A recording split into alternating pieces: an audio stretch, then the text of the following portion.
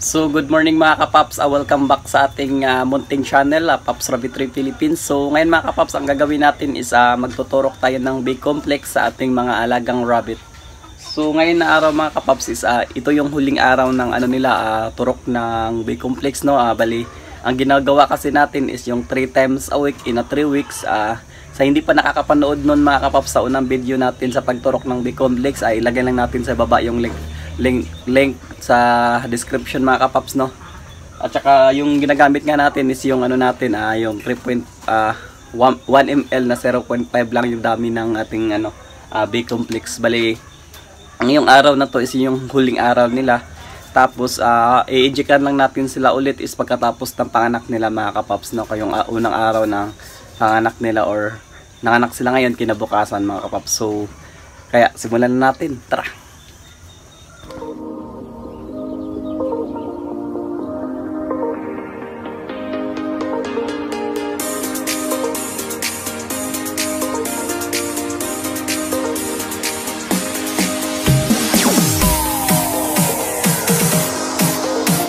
Mga kapaps, no, sa hindi nakakapanood, ito po yung record ng ating rabbit mga kapaps nung una.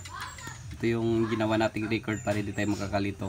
Last month, April, ito yung natin 22, 24, tapos 29, 30, tapos May 1, tapos ngayon 6, 7 at 8. So ngayong araw is huling huling turok nila mga kapaps. Yung back natin, yung dough natin, at yung dough natin.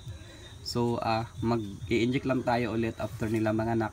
Tapos yung back naman is mag-i-inject naman din tayo after 8 months. Nakadepende na rin kung kailan nyo ulit i-injectan yung back ninyo. Nakadepende kasi pag marami siyang mini-meet up, or ilang beses mo siya pinapakasta, dapat i-injectan mo siya ng big complex. Pero kung hindi naman masyadong gamit, so okay lang na hindi. Ang importante yung dough mga kapap, kasi pagkatapos sila manganak, stress yun, kailangan nila ng energy, kaya kailangan natin ng inject ng after na manganak. So ngayon mga kapaps, pang-4 na buwan is yung huli nila. So kukunin na natin yung rabbit mga kapaps, kaya tara.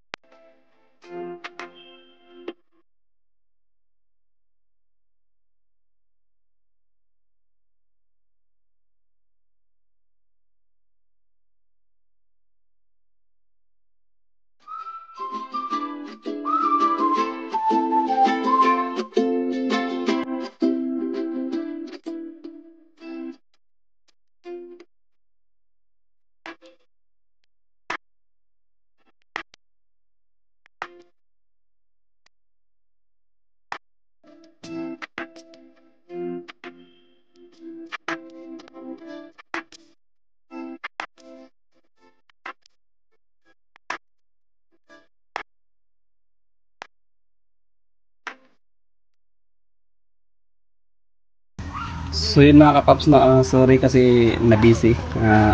Hindi ko na lang in-explain yung ano natin pag gawa ng topic about sa pag-inject. Pero yun lang yun mga kapaps, no, sa unang video pala is nandun yung ano, kung paano natin in-injectan yung ating mga rabbit. Dito naman is diretso na lang natin at saka wala na pang topic.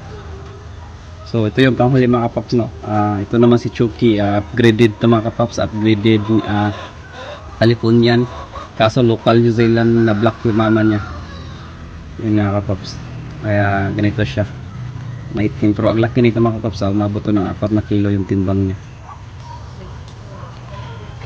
Yun mga kapaps, balik na natin sa kulungan.